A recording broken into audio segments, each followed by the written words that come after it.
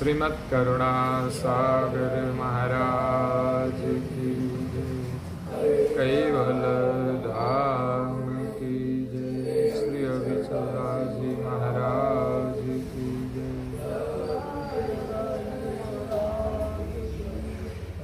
सत केवल साहेब, सत केवल साहेब, सत केवल।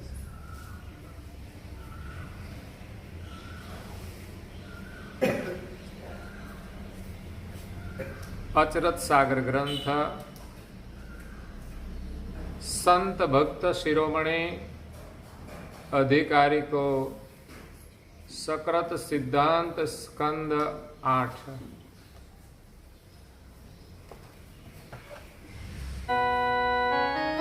सोपुर भक्त भये दहु ईश्वर दुर्लभ दास।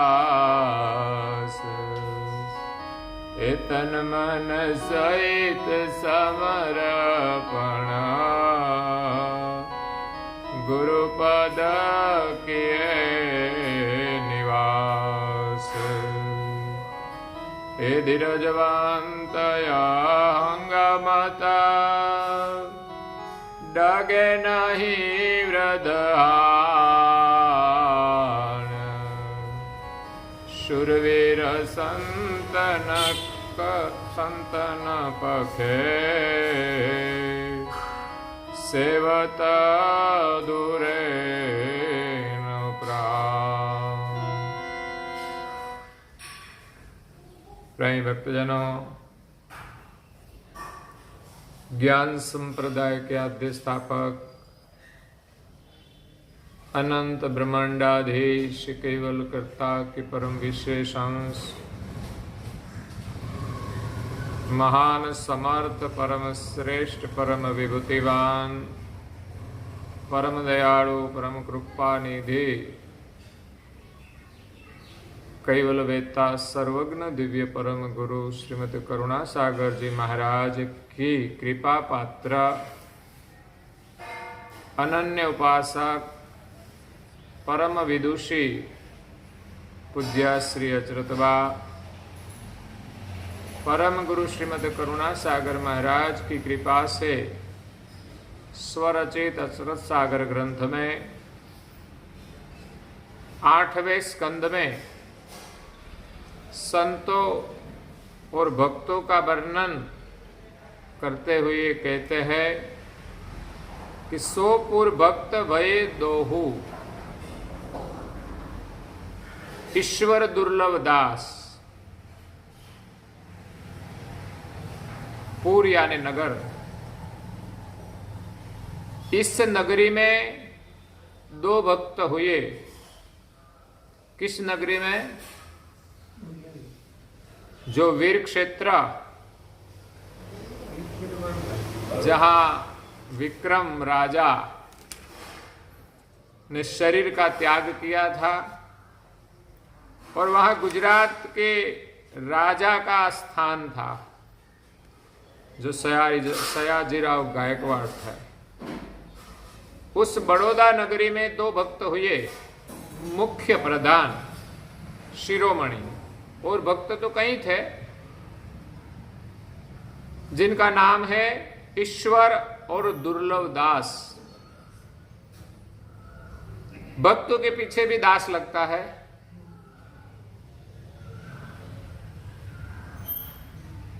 कई नाम ही ऐसा होता है। त्रिभुवन दास ऐसा नाम होता है। तो उन 2 भक्तों तन मन सहित समर्पण गुरुपद किए निवास।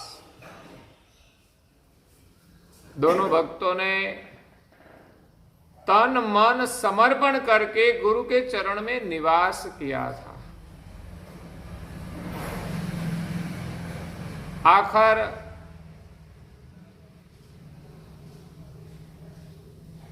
कल्याण का सार यही है, भक्ति का सार यही है कि गुरु के चरण में अपना तन और मन समर्पण करें। परम गुरु जी ने संध्या साखी में कहा कि संध्या समरण आरती भजन भरोसे दास, मनसा बाचा कर्मणा कर गुरु चरण निवास। जो हमें कल्याण करना है, हमें मोक्ष की प्राप्ति करनी है, हमें शांति पानी है, हमें सदैव प्रसन्न रहना है, तो संध्या के समय सुमिरन करे, आरती करे, पूजा करे। ये संस्कार है। हमारे जीवन में सुख शांति और समृद्धि के प्रवेश करने का द्वार है। जिसके घर में सभी सदस्य संध्या के समय सेवा करते हैं, सुमिरन करते हैं, पूजा करते हैं, ऐसा नहीं एक व्यक्ति, नहीं तो घर की एक व्यक्ति वडील होती है, वो करते हैं सब, बाकी के सब फरते हैं।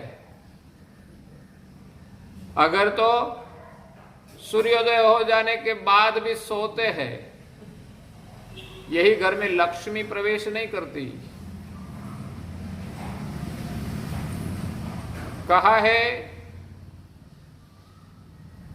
कि जिन घर में स्त्रियां भी देर से उठती है सूर्योदय के बाद, वहां लक्ष्मी नहीं टिकती। जिस घर में सफाई न हो, उस घर में भी लक्ष्मी नहीं रहती।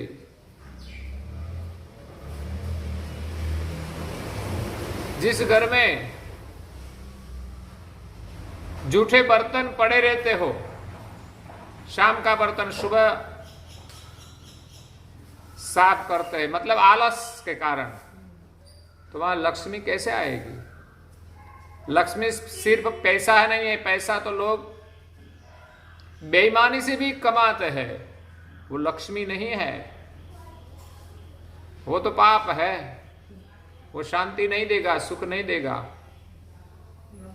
ऐसी लक्ष्मी से तो हमें भय लगता है, बदनामी भी होती है। हमें तो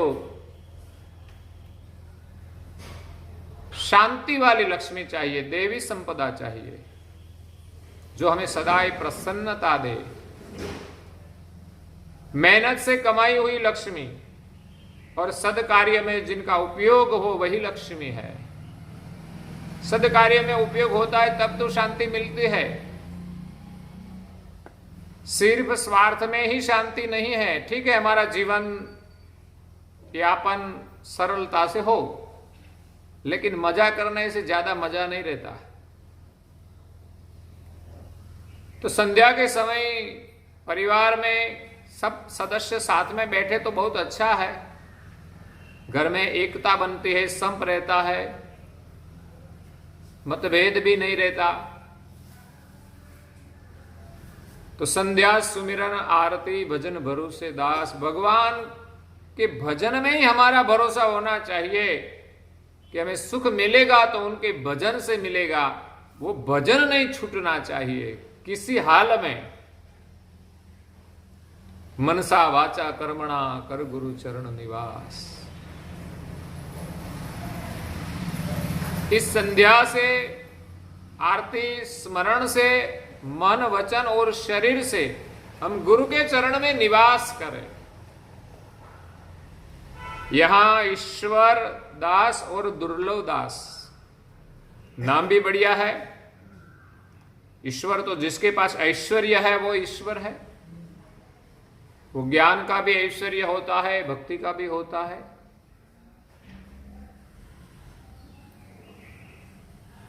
दुर्लभ, जो दुर्लभ है वो दुर्लभ दास है।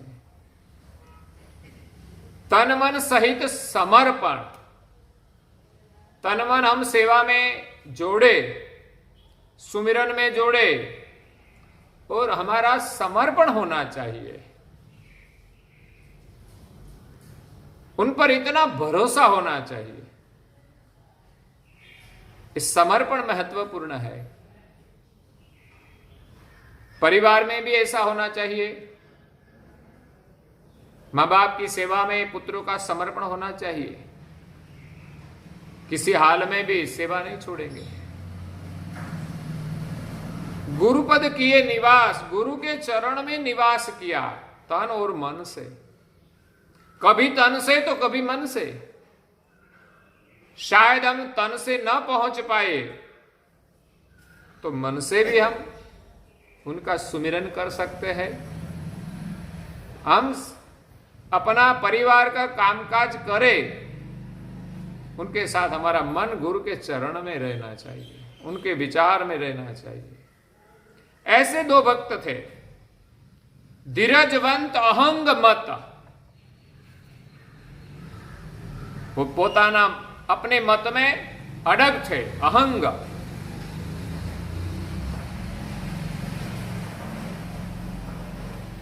अहंग भाव, अपना खुद का एक स्वाभिमान है। हम चैतन्य अंश है, वो हमारा अहंग भाव है। ऐसे गुरु की भक्ति करने में उनका अहंग भाव होता है, धीरजवंत है। इसमें धैर्य है। कैसा धैर्य? डगे नहीं वृद्ध हाण। कभी कोई लाभ हो जाए तो भी कभी अहंकार में नहीं आते, और हानि हो जाए तो कभी दुखी नहीं होते, कभी निराश नहीं होते। भरोसा उनका नाम भरोसा है। कितना भी नुकसान हो जाए लेकिन उनका भरोसा है कि वो तो है नहीं, सब कुछ मिल जाएगा। तो ऐसे धीरजवंत है, अडंग अहंग मत। उसका जो मत होता है ना, सत्य का मत, वो अहंग भाव होता है सत्य के प्रति। शूरवीर संतन पखे, संत के पक्ष में वो शूरवीर थे। सदैव संतों के संग में रहते थे।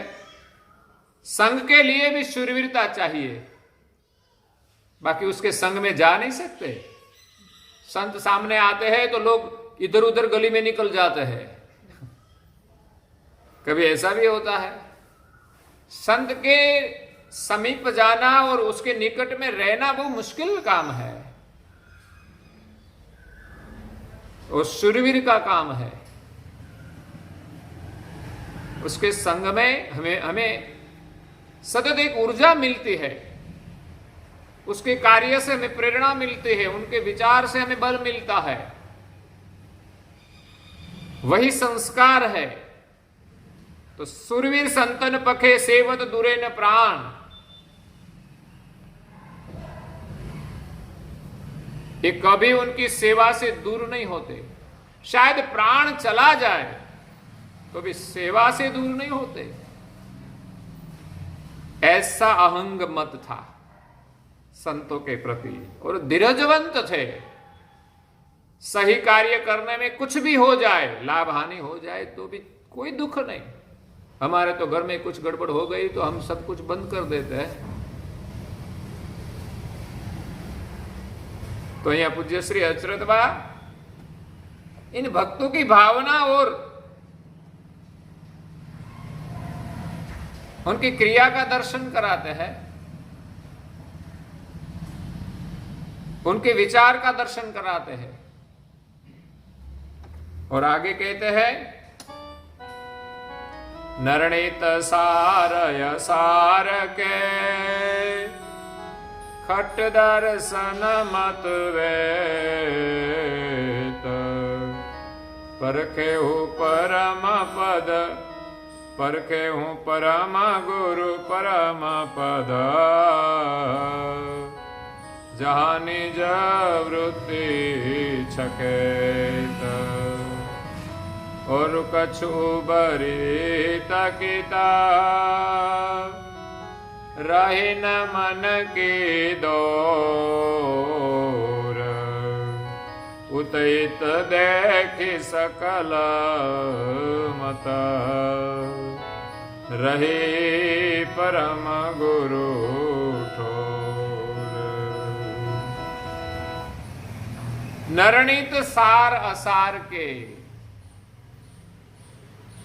सार और असार का वो निर्णय करते हैं। किसी भी चीज हो उसको पाने के लिए हमें सार और असार का निर्णय करना पड़ता है। हमें देखना हो तो भी सार असार का निर्णय करना पड़ता है, अच्छा है या बुरा। खाने में भी अच्छा है या बुरा उसका निर्णय करना पड़ता है। सुनने में भी अच्छा है तो सुने, नहीं तो ना सुने। बोलने में भी अच्छा ही बोले, बुरा ना बोले। और हमारे रहन सहन जो भी है, बैठना उठना, सोना, कपड़े, हमारे बाल, जूते, ऐसे सब में अच्छा हो, सार असार देखना पड़ता है। वैसे धर्म मार्ग में भी जो कुछ हम ग्रहण करें, ऐसा नहीं देखा देखी हम सब जो करे वो करें। कभी कभी लोगों की श्रद्धा कैसी होती है, देखा देखी।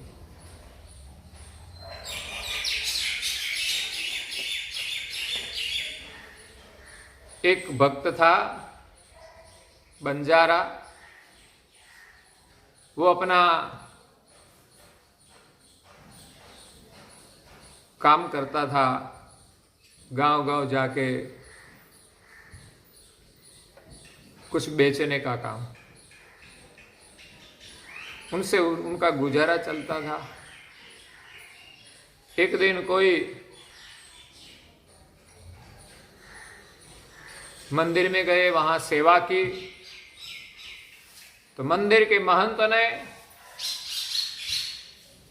उसको एक गद्दा दिया।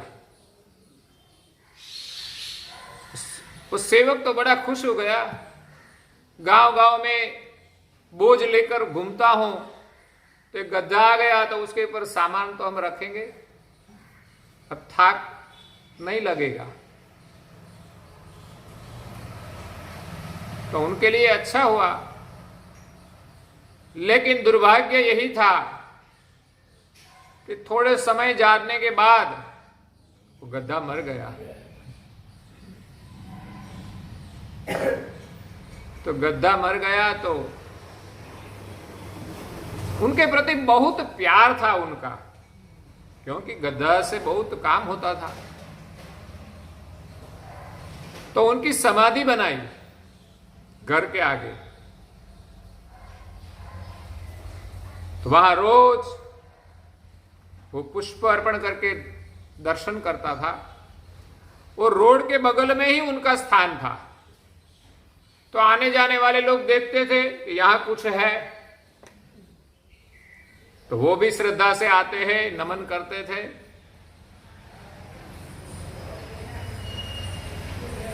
पता नहीं था ये क्या है, सब अपनी अपनी मनोकामना के लिए सब कुछ करते हैं। वैसे तो लोग बहुत आने लगे, रुपया 2 रुपया रखने लगे, तो आवक तो बढ़ गई। धीरे धीरे तो वहां मंदिर बनवाया और वो तो आश्रम के महंत बन गए। बढ़िया काम हो गया। एक दिन वहां से एक फकीर निकले, महात्मा निकले, जो पहले आश्रम में उसने सेवा की थी, जिसने गद्दा दिया था वो वहां से निकलेगी। उसने देखा यहां तो कुछ नहीं था, लेकिन इतना क्यों बदल गया। आकर पूछा कि इतना सब कुछ कैसे हो गया। तो आपने जो गद्दा दिया था उनकी कृपा से सब कुछ हो गया।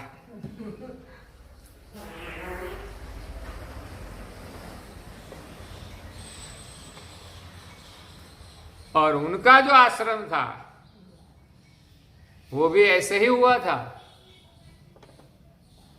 वहां उनकी मां की समाधि थी, गद्दी की, उसने वहां समाधि बनाई थी।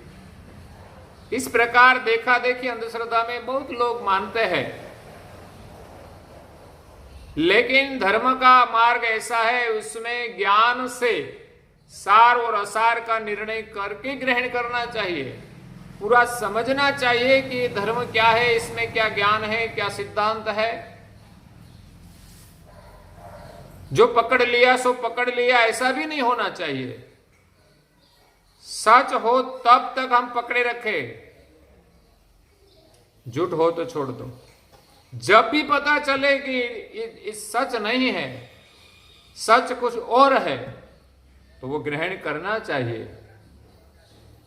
तो यहां ईश्वरदास और दुर्लभदास भक्त थे बड़ौदा में, नरणीत सार असार के खट दर्शन मत वेद। खट दर्शन आते हैं 6 शास्त्र, सांख्य, वेदांत, मीमांसा, पतंजलि, न्याय और वैशेषिक। एक खट शास्त्र है जो वेद से बनाए हुए हैं 6 ऋषि मुनि ने।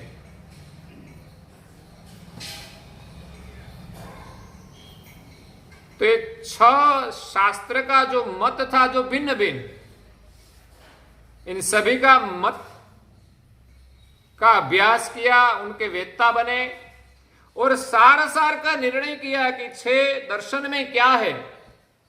सब अलग अलग मत है। वेदांत कहता है कि ये सब जो दिखाई देती है वो माया है। सांख्य शास्त्र यही कहता है कि इस शरीर में सभी तत्वों को सांख्य भाग के बाद करके शेष जो रहे वही हम सार है। मीमांसा कहता है कि मन को वश करो, बस सब कुछ ठीक हो जाएगा। न्याय कहता है न्याय से चालो, बस और कुछ मत देखो, कभी झूठ ना करो, यही धर्म का सार है। पतंजलि कहते योग करो, प्राण की साधना करो।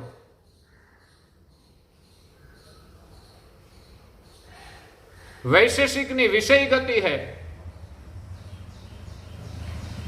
जो सब कुछ पाने के लिए हमें ये मिल जाए, हमें वो मिल जाए, इसलिए हम करें। इसमें कर्म धर्म की धारणा है कि अच्छा कर्म करे तो अच्छा फल मिलेगा। तो 6 मत देखे, लेकिन सबका मत अलग अलग है।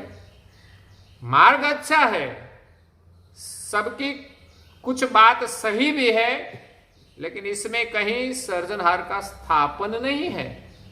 सही मार्ग बताया कि अच्छा करो, वो बात सही है, लेकिन इस सृष्टि के सृजनहार कौन है, उनका स्थापन नहीं है। परखेहु परम गुरु पद जहां निज वृत्ति छके। परम गुरु की पहचान की जहां उनकी वृत्ति चकित हो गई, आश्चर्य हो गया, इतना अद्भुत ज्ञान और गति संसार के लोग जानते नहीं। ऋषि मुनि हजारों वर्ष तप करे फिर भी न पाए, ऐसा परम गुरु का शरण की पहचान की और निर्णय कर लिया, यही सही है। और कछु उबरित कित रही न मन की दौड़।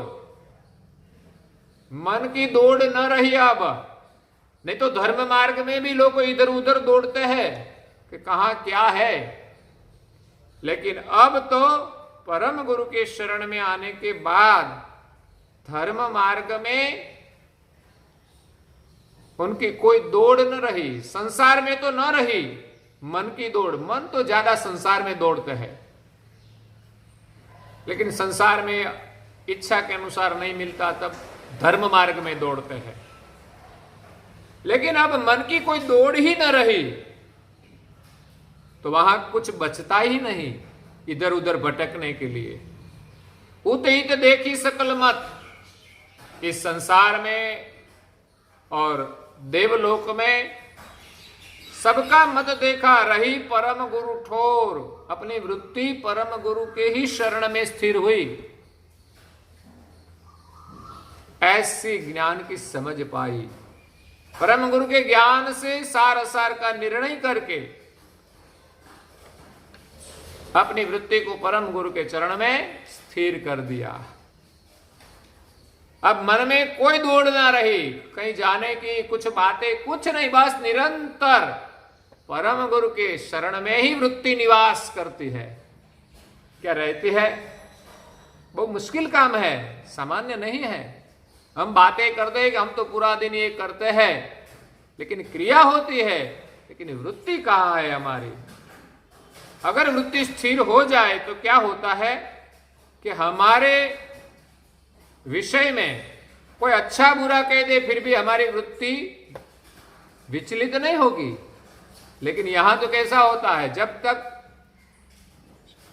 ठीक चलता है तब तो हम स्थिर रहते हैं, लेकिन हमारे बारे में कि हमको कुछ कहे तो हमारा दिमाग ठीक रहता, तो समझना कि हमारी वृत्ति परम गुरु के शरण में है नहीं।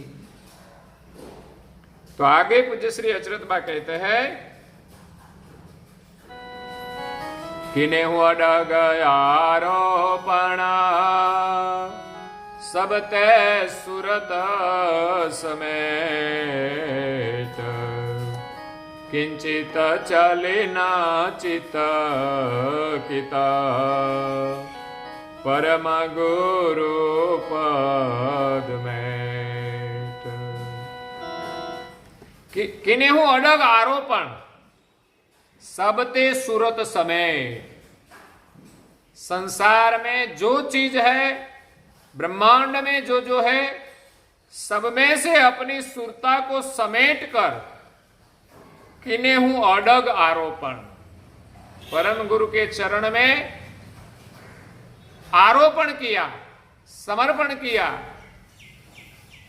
अडग, अब वहां से डगेगी नहीं। किनेहु अडग आरोपण सबते सूरत समय। परम गुरु जी ने एक चौपाई लिखी है हस्तालेवा ग्रंथ में, सूरत भई लीन समलित समी निरत में, निरत निराधार ने संग पागी, अगम अविलोकता समझ एकता भई, निज पति निहाल गयो भरम भागी। सूरत भई लीन, सुरता हमारी कहां लीन हो जाती है? टीवी में, बीबी में, गाड़ी में, धन में, कहीं कहीं लीन हो गई है।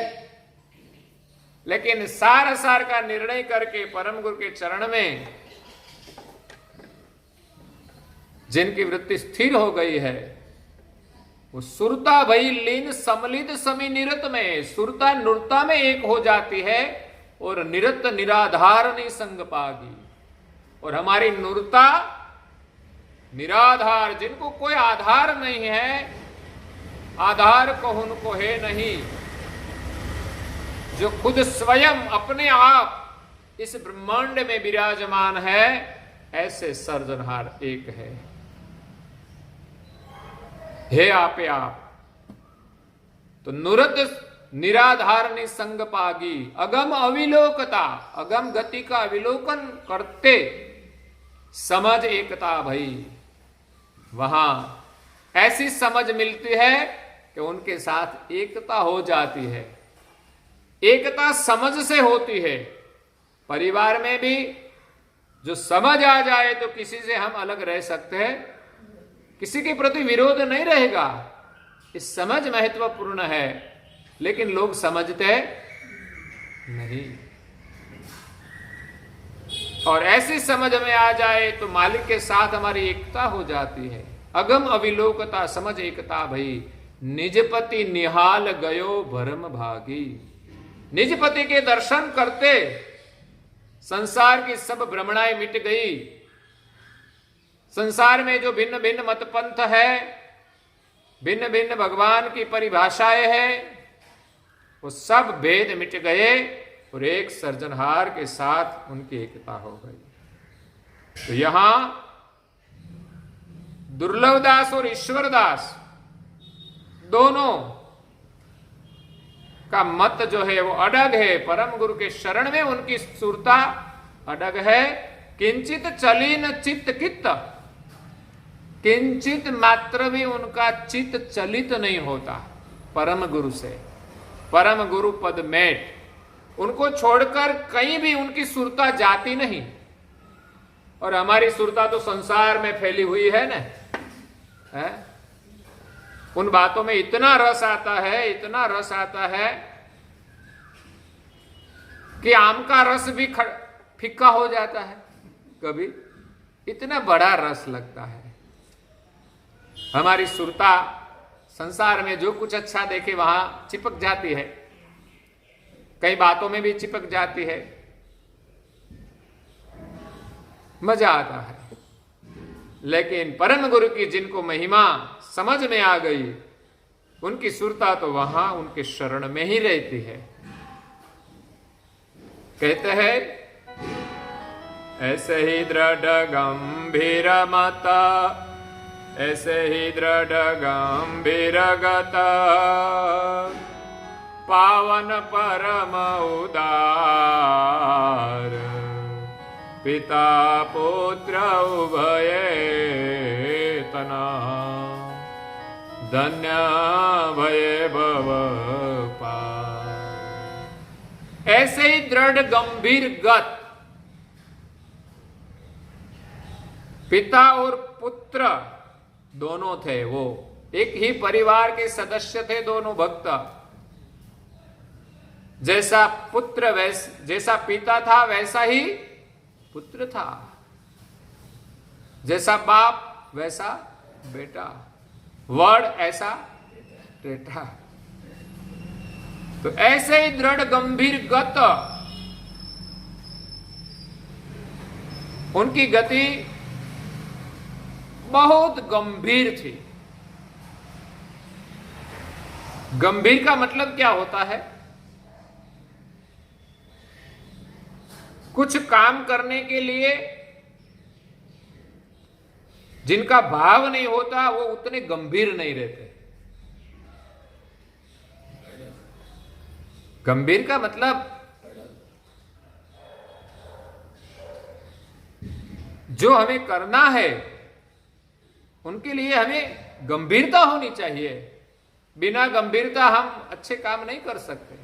सुबह उठना है तो गंभीरता होनी चाहिए, सेवा करनी है तो गंभीरता होनी चाहिए कि इसका फल क्या है। प्रभु के स्मरण में भी गंभीरता होनी चाहिए और दृढ़ता भी होनी चाहिए। दृढ़ गंभीर गत, जो अच्छे कार्य में वो गंभीरता से काम करते थे और दृढ़ता से, दृढ़ता और गंभीरता दोनों का संबंध है। पावन परम उदार, परम उदार जो गति है उनको पाने के लिए वो दृढ़ गंभीर थे। पिता पुत्र उभय तन, धन्य भये भव पार। पिता और पुत्र दोनों के जो शरीर थे, वो शरीर थे, वो पिता पुत्र थे और उनके जीवन को धन्य है। धन्य भये भव पार, इस शरीर से वो भव पार हो गए। तो ऐसा हमारा भी जीवन बने। पूज्य श्री अच्युतबा ने हमें दो भक्तों का दर्शन कराया, जिनकी दृष्टि कैसी है, जिनका विचार कैसा है, जिनका जीवन कैसा है, किस प्रकार अपनी सुरता को संसार से सिमटकर परम गुरु के चरण में स्थिर कर दी। उनका एक अद्भुत दर्शन यहां हमें कराया। उनके जीवन से हम प्रेरणा लेकर परम गुरु की शरण में हमारी वृत्ति स्थिर करे।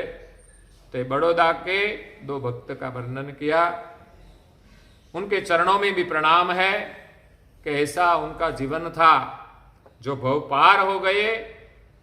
ऐसे भक्तों की कृपा से भी हमें भव पार होने का मार्ग मिलता है। अचरतबा ने जिसकी नोंद ली है वो कोई साधारण नहीं है, इसलिए हम उनको वंदन करते हैं। और आगे पूज्य श्री अचरतबा एक और भक्त की बात करते हैं जिसका वर्णन हम कल सुनेंगे। और आज के प्रवचन को यहाँ विराम देते हैं। श्रीमद् करुणा सागर जी महाराज की जय, कैवल धाम की जय, श्री अविचलदास जी महाराज की जय।